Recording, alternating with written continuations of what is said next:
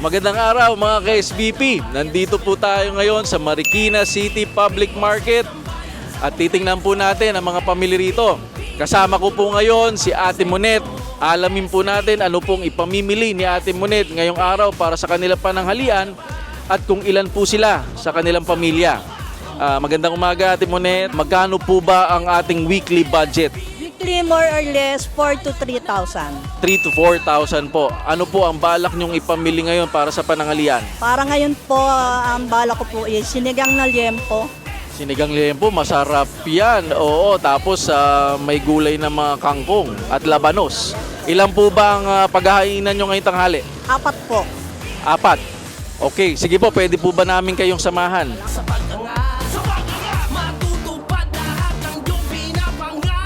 So ngayon, kasama natin si Ate Monet. Siya ay mamimili ngayon ng baboy pang sigang. Siguraduhin natin mga ka-SBP na pag tayo'y namimili, maging mapagmatsyag tayo sa mga presyo at sa mga uri ng ating mga bilihin. Ang kilo dito ay 420. No, Ate Monet, 420 per kilo. Thank you, sir. Thank you, sir.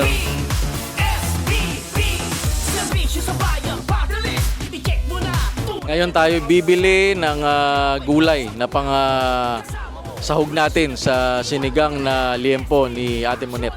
Ate Monet, ano yung mga binibili natin? Kamatis po, okra, siling panigang, tapos kangkong, labanos, tsaka pasigang. 195 po lang. 190 May 5 piso ang tawad ni Ate Monet.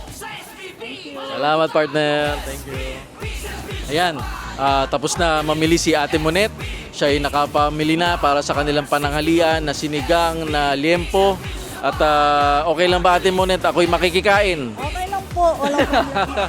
Kaya mga ka-SBP, siguraduhin tama lagi ang presyo ng ating mga pinamimili.